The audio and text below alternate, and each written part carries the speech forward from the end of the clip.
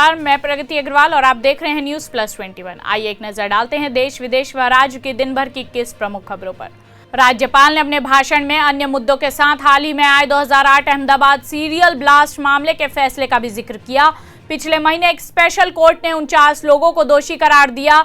इनमें से 38 को फांसी और 11 को उम्र कैद की सजा सुनाई गई। रूस और यूक्रेन में युद्ध के बाद यूक्रेन में फंसे भारतीयों की वापसी के मामले में पश्चिम बंगाल की सीएम ममता बनर्जी ने पीएम नरेंद्र मोदी पर बड़ा आरोप लगाते हुए कहा कि केंद्र सरकार पर पहले से पूरी स्थिति की जानकारी थी, लेकिन फिर भी वापसी के फैसले में देरी की गई। भारतीय रेलवे की सब्सिडियरी इंडियन रेलवे कैटरिंग एवं टूरिज्म कॉरपोरेशन ने ट्रेन से सफर करने वाले यात्रियों की नई सर्विस शुरू की है।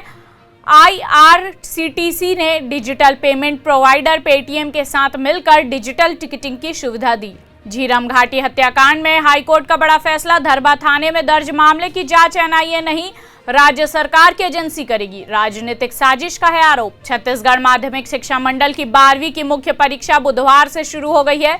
प्रदेश भर में इसके लिए 6,787 केंद्र बनाए गए हैं। परीक्षा की शुरुआत हिंदी के प्रश्न पत्र से हुई।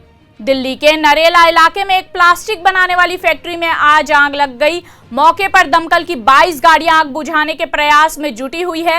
हालांकि इस हादसे में किसी के भी घायल या हताहत होने की खबर नहीं है। महाराष्ट्र के पुणे में सेप्टिक टैंक की सफाई के दौरान बुधवार को बड़ा हादसा हो गया।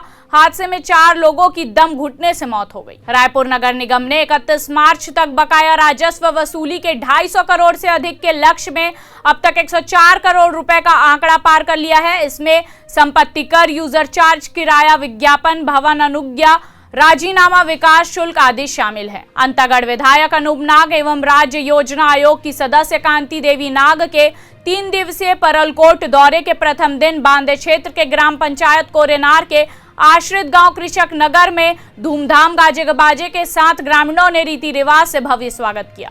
राजधानी रायपुर के गुढ़ियारी अशोक नगर और गोगांव के बीच बने रेलवे फाटक के नीचे रेलवे अंडरब्रिज का काम चल रहा है। बता दें कि मई 2016 में अंडरब्रिज का काम शुरू हुआ था। यूक्रेन में एक भारतीय छात्र की मौत हो गई है। ये छात्र पंजाब का रहने वाला था, जिसकी मौत की वजह स्ट्रोक को बताया गया है। वह काफी समय से अस्पताल में भर्ती था। विदेश सचिव हर्षवर्धन श्रृंगला ने को जानकारी देते हुए बताया कि यूक्रेन में करीब 20,000 भारतीय मौजूद थे। इनमें से अब तक 12,000 भारतीयों को वापस लाया जा चुका है। मुख्यमंत्री योगी आदित्यनाथ ने बुधवार को मऊ में एक जनसभा की। सीएम ने यहां केंद्र और राज्य सरकार के जनहित योजनाओं की जानकारी देने के साथ ही विपक्षी दलों पर भी जोरदार हमला बोला। बिहार विधानसभा में आरजेडी ने सरकार पर गंभीर आरोप लगाए हैं। आरजेडी विधायक भाई वीरेंद्र ने कहा है कि ग्रामीण कार्य विभाग के 1832 कॉन्ट्रैक्टर का भुगतान बिना जीएसटी काटे किया गया है, जिस पर विभाग के मंत्री ने कहा है कि नियमों का पालन हुआ है। इसके बावजूद उनके पास कोई जानकारी है तो बताए, जांच कराएंगे। यूक्रेन में पंजाब के रहने वाले एक छात्र की बीमारी की वजह से मौत हो गई है। ये छात्र कई दिनों से बीमार चल रहा था। चुनाव आयोग की ओर से दी गई जानकारी के अनुसार 4 अप्रैल को मतदान की तारीख तय की गई है। 9 मार्च को विधान परिषद चुनाव के लिए अधिसूचना जारी होगी। मनी लॉन्ड्रिंग मामले में गौतम थापर की बेल एप्लीकेशन खारिज हो गई है। दिल्ली हाई कोर्ट में न्यायमूर्ति मनोज कुमार ओहरी की पीठ ने थापर को जमानत देने से इनकार कर दिया।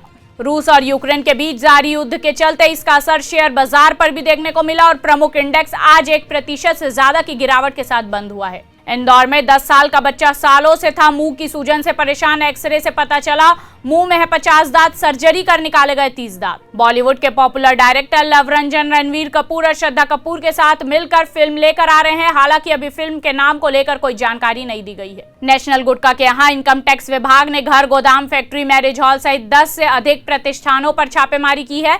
फिलहाल टीम कारोबारी और कर्मचारी परिजनों से गहन पूछताछ करने में जुटी है। ऐसे ही तमाम जानकारी के लिए हमारे चैनल को लाइक और सब्सक्राइब करना ना भूलें और नोटिफिकेशन के लिए बेल आइकन जरूर दबाएं। देखते रहिए न्यूज प्लस 21, आपके हक की बात।